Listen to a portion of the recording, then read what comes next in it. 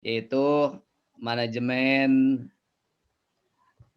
kinerja. Ada dua kata ya, manajemen dan kinerja. Kita coba ya, penilaian kinerja. Ya, ada manajemen kinerja campur aduk antara manajemen kinerja dan penilaian kinerja. Padahal kalau kita bagikan bahwa ada perbedaan, bahwa salah satunya adalah merupakan bagian daripada kinerja. Jadi penilaian kinerja adalah merupakan manajemen kinerja. Jadi apa manajemen kerja dan apa penilaian kerja? Di sini ada beberapa pengertian. Manajemen kerja adalah suatu proses hubungan timbal balik secara erat atau komunikasi yang berkesinambungan dan kemitraan antara karyawan dan para manajer atau supervisor penyelia. Itu pengertian manajemen. Pengertian lain, suatu proses kegiatan membangun dan mengelola harapan tentang kinerja yang baik serta pelaksanaan secara efektif. Sedangkan pengertian lain, suatu sistem bagaimana mencapai kinerja untuk memberikan nilai tambah bagi pihak karyawan, manajer, dan organisasinya. Inilah sebagian daripada kinerja. Sedangkan penilaian kerja adalah merupakan bagian dari manajemen, yaitu di mana bahwa manajemen termasuk seleksi, ya di sini ada kontrol, penilaian, supervisi, dan sidak. Ini adalah bagian dari pengertian penilaian kerja. Jadi penilaian kinerja adalah merupakan bagian daripada manajemen kinerja. Jadi tidak sama manajemen kerja dengan penilaian kinerja. Penilaian kerja di sini di dalam manajemen termasuk pada controlling ya. Jadi perencanaan, pelaksanaan, evaluasi atau controlling ini merupakan bagian daripada penilaian kinerja. Sehingga kalau ditanyakan apa bedanya manajemen kinerja dan penilaian kerja? Penilaian kerja merupakan bagian daripada manajemen kinerja. Itu barangkali ya.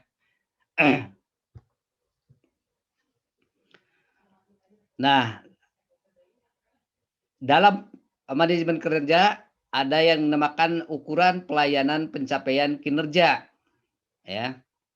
Ini bagaimana pelayanan kerja terbaik ya.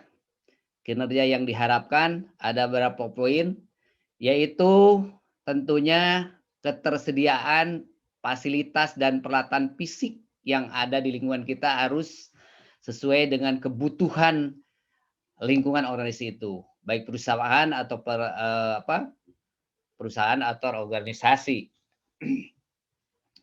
Kemudian setelah ada alat yang lengkap, yang tepat, yang sesuai dengan kebutuhan, tentunya perhatian manajer secara keseluruhan ya, secara keseluruhan menjadi hal yang utama ya. Perhatian manajer terhadap kebutuhan apapun karyawannya akan memberikan suplemen pelayanan terbaik. Kemudian bantuan tepat pada waktunya. Nah, ini ya. Jadi apapun yang dibutuhkan untuk mendukung kinerja, ya tepat waktu, sesuai yang dibutuhkan. Ya. Sehingga memberikan motivasi yang cukup, ya, yang cepat pada pekerja, tidak lalai, ya, akan mempercepat produktivitas yang dilakukan. Yang selanjutnya yang akan mendukung pelayanan tentunya kinerja dari semua pihak karyawan.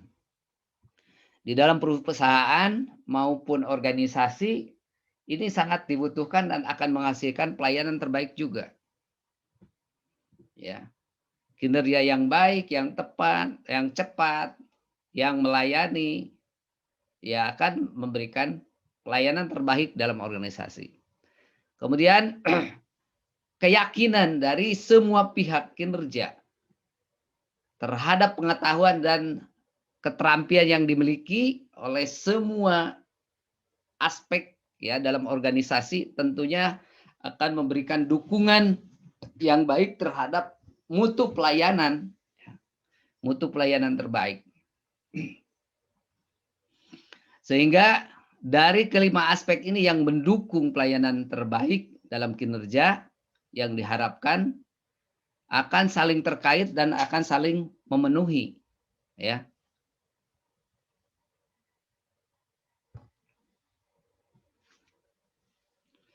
Kemudian terdapat manajer dan permasalahannya, ya.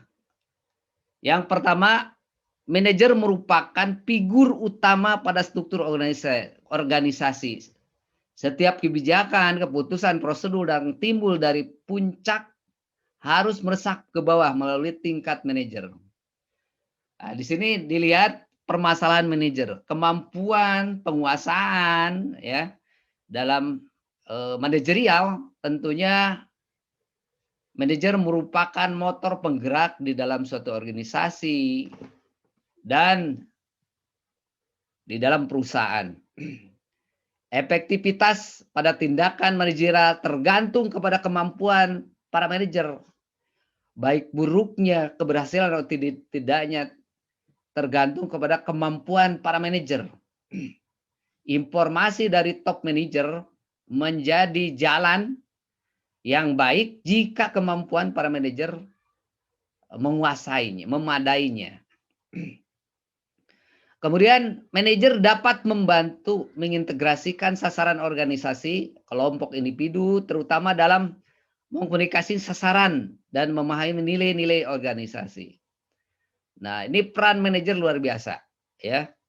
Jadi mengintegrasikan, menyatukan sasaran organisasi, tujuan dan visi misi dari sebuah organisasi, maka peran manajer ini sangat penting, sangat urgen. Di antaranya mengkomunikasikan dan memahami nilai-nilai organisasi. Apa itu nilai-nilai organisasi? Yaitu nilai-nilai atau budaya kerja di organisasi yang berlaku. Ya. Nilai-nilai untuk memberikan semangat pada karyawan dalam organisasi itu tentu setiap organisasi berbeda, ya.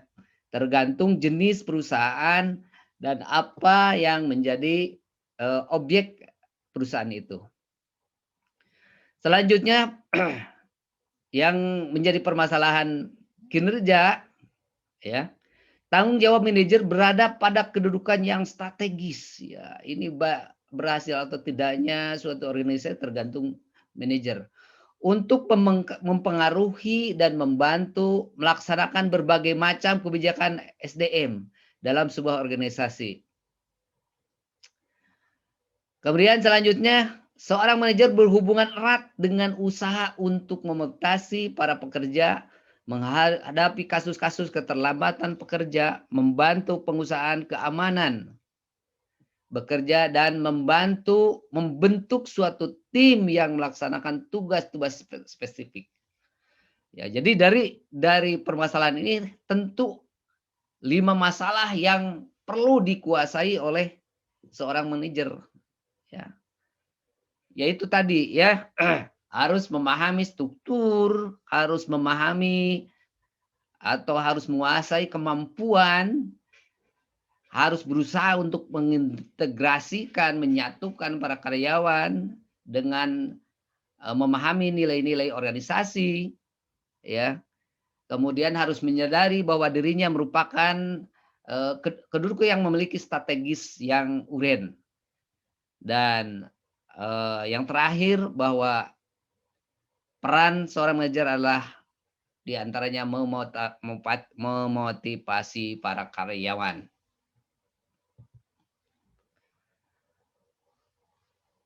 Kemudian selanjutnya kita memahami konsepsi keanggotaan dalam manajemen. Ya. Sini mengelola kinerja karyawan atau SDM dan mengembangkan kinerja SDM merupakan langkah awal atau jalan masuk atau entry point bagi konsisten pemikiran manajer. Yang pertama adalah tingkat keluar masuknya karyawan atau karyawan yang saling bermusuhan. Nah, ini ya harus dipahami oleh seorang manajer ya. Kemudian yang kedua, semakin sulit mendapatkan karyawan yang berkualitas. Nah, ini juga masalah-masalah tentang keanggotaan manajemen. Kemudian moral, budaya, organisasi atau iklim komunikasi tidak memadai, ya. Jadi moral, budaya organisasi atau iklim komunikasi yang ada di lapangan tentunya menjadi pemikiran sehingga moral budaya menjadi sorotan utama. Kemudian permasalahan yang harus dipahami, stres berkelanjutan pada titik terang. Ini ada pekerjaan-pekerja mungkin yang stres karena beban kerja yang tidak seimbang. Kemudian frekuensi penerimaan karyawan dan pemutusan hubungan kerja relatif tinggi. Ya. Ini menunjukkan bahwa tidak ada kenyamanan di sebuah organisasi atau perusahaan. Kemudian proses reorganisasi tidak memecahkan masalah. Struktur organisasi, tugas atau penempatan tidak menjadikan masalah karena akar masalah tidak ditemukan. Selanjutnya karyawan tidak mau bekerja sama dengan orang lain dan tidak peduli dengan pekerjaan atau organisasi mereka. Ya. Nah, ini ada karyawan yang mungkin tidak peduli dengan sesama kerja. Ini suatu hubungan yang kurang baik yang tentunya seorang manajer harus mengetahuinya. Selanjutnya proses penciptaan dan pengimplementasi rencana strategi baru lebih lama dari yang seharusnya dan terhambat ya. Ya. Proses penciptaan dan pengimplementasian rencana strategis yang direncanakan ya. Ya, ini proses terlalu lama dan lamban, ini perlu diperhatikan. Selanjutnya menurun atau tidaknya ada komitmen dan loyalitas di antara pengusaha dan karyawan. Ya, loyalitas penting antara karyawan dan pengusaha ya. Tidak ada komitmen, loyalitas, tentunya apapun tujuan, apapun pencapaian yang akan dicapai tidak akan berhasil. Selanjutnya pemulihan akibat pemutusan hubungan kerja atau penggabungan usaha tidak memadai. Ya, ini perlu juga dipahami bahwa pemutusan hubungan kerja belum tentu bisa mengatasi masalah yang dihadapi oleh perusahaan atau organisasi. Selanjutnya proses aliran pekerjaan tidak efisien. Nah, ini nih ya permasalahan masalah keanggotaan dalam manajemen atau organisasi, tentunya ini masalah-masalah yang perlu dipahami oleh seorang manajer. Jadi yang utama dalam manajemen tentu fungsi manajer ini sangat urgen.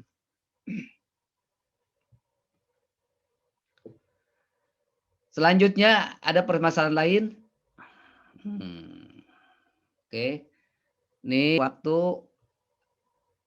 ya harus ada penambahan. Mohon maaf. Nih ada penambahan baru gitu. Oke.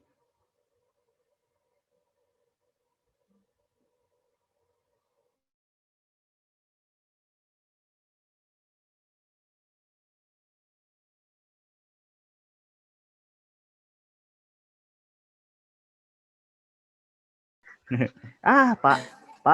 Gimana? Pak Dai. Yo. Tadi itu ini Pak. Ya. Jadi kan kalau yang pengalaman kita mah Pak, kalau sekitar lebih 15 menit daripada jadwal teh suka mati sendiri dari kelebihan ya. Dari nabanya. Oh iya, mohon maaf Pak. Gak apa-apa. Ya, gak apa-apa Pak. Masalah ya. Pak? Mau dilanjutin lagi atau gitu aja ya? Oke ya. Jadi mungkin saya rangkum aja ya materi ini. Mangga Pak ya. Masih ada waktu berapa ini lagi? Nyambung kedua? Kalau waktu mah Pak diserahkan aja ke Bapak dan ke teman-teman semua sih Pak. Oke. Ini maaf ya. Nggak apa-apa Pak. Ini Bang, tadi saya ini Pak, telat masuknya. Oh Pak. Ini salah pengingat ya. Oke, kita lanjut aja ya sebentar ya. Ya, boleh mangga Pak. Dengan senang hati Pak. Masih bisa menerima ini ya informasi? Masih? Masih Pak, masih jelas Pak, Oke, suara ya. jelas. Oke, lanjut ya sedikit ya. Kita coba dibatasi aja, nanti saya kasih ini ya, karena kalau bisa kita berhubungan dengan tanya jawab aja. Oke. Oke. Kemudian di sini ada permasalahan manajer dan masalah kinerja yang tadi juga ada di atas ya, bahwa permasalahan manajer sangat penting. Sini tadi sudah disampaikan bahwa manajer merupakan figur utama, kemudian efektivitas dalam manajerial tergantung pada manajer. Kemudian manajer dapat membantu mengintegrasinya nilai-nilai itu dan sebagainya ya. Kemudian kita lanjutkan, ada permasalahan lain tentang memahami manajer, konsep dan sebagainya. Kemudian ada lanjutannya ini yang belum saya bacakan. Orang tidak lagi merasa bahwa pekerjaan mereka berarti. Ini permasalahan-permasalahan yang perlu dipahami. Nanti di modul mungkin ada ya. Jadi untuk lebih materinya di modul bisa dibuka. Kemudian ya di sini ada keterkaitan antara manajer, karyawan, dan organisasi terhadap kinerja. Bahwa manajemen kerja adalah sebuah proses komunikasi, hubungan interaktif yang dilakukan secara sinergi antara para karyawan dan manajer dalam suatu aktivitas organisasi yang dilakukan secara berkesinambungan dalam suatu organisasi. Dan inilah pengertian dari manajemen ya, manajemen kerja. Karena tadi ada dua kata, ada manajemen, ada kinerja. Kalau manajemen berhubungan dengan pengelolaan, pengaturan, pengeluaran desa dan sebagainya. Sedangkan kinerja adalah suatu yang harus dicapai oleh pegawai dalam suatu periode tertentu. Sehingga jika digabungkan antara manajemen kinerja adalah inilah. Kemudian tingkat pencapaian kerja suatu organisasi secara memuaskan pada dasarnya sebagian besar tergantung pada kualitas manajer dalam mengelola sumber daya manusia dan sumber daya lainnya.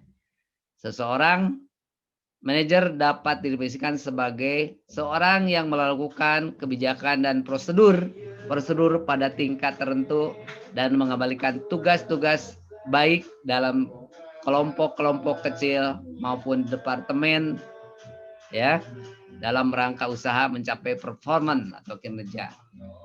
Ya, ini dari kaitan antara manajer, karyawan, manajemen dan sebagainya. Ini dijelaskan bahwa pada dasarnya di sini ada hubungan, ada yang harus dikerjakan, kemudian ada yang harus dihasilkan, dan yang terakhir juga harus ada evaluasi ya. Kemudian di sini ada kerjasama dalam tingkatan organisasi manajemen. Selanjutnya bahwa dalam organisasi ada yang disebut perilaku individu ya. Dalam hal ini SDM terhadap kinerja. Yang pertama bahwa diawali dari persepsi atau pola pikir pegawai ya. Dari dalam menghadapi pekerjaan yang harus dilakukan, dia punya persepsi ya. Ya, persepsinya apa? Ya ini mungkin bisa jadi pekerjaan yang akan sulit, kemudian pekerjaan yang belum dipahami.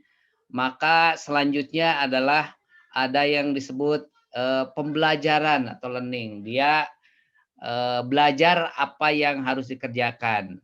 Biasanya dalam perusahaan awal dilakukan training ya, di training dulu untuk memahami pekerjaan yang harus dilakukan oleh seorang karyawan. Nah, dari sini setelah mempelajari akan muncul dua hal, yaitu tentang sikap dan kepribadian adalah seorang karyawan atau individu karyawan ya. Nah, di sini setelah ada sikap yang muncul bahwa dia tentunya kepribadian dalam menghadapi permasalahan dan sikap di situ akan memberikan dampak terhadap hasil kerja. Apakah dia dengan pekerjaan itu akan senang atau suka, maka dengan timbulnya perasaan itu muncul motivasi yang dilakukan oleh karyawan tersebut. Nah, motivasi yang tinggi walaupun pekerjaan sulit ya, pekerjaan sulit, belum paham, tentunya dia akan berusaha untuk melakukan pekerjaan itu ya. Dengan belajar, mungkin dengan berbagai informasi terhadap rekannya atau mungkin bertanya pada atasannya. Sehingga dari upaya itu muncullah pribadi yang baik, pribadi yang melakukan sikap dalam pekerjaannya ya dan menghasilkan kinerja di situ ya. Nah, kinerja itu tentunya ada dua hal, apakah dia mencapai target atau mencapai kinerja yang baik atau mungkin belum mencapai. Nah, disitulah para manajer harus memahami dan bagi pekerja yang berhasil, maka dia akan memperoleh reward atau penghargaan. Tentunya dalam melakukan evaluasi atau kontrol, tidak mesti kita memberikan reward dengan materi. Bahkan ucapan-ucapan yang dilakukan oleh para manajer, ya selamat ya, itu juga penting ya. Karena bisa jadi berbentuk materi atau berbentuk lisan ya. Para pekerja biasanya lebih senang ketika ada pujian segera mungkin.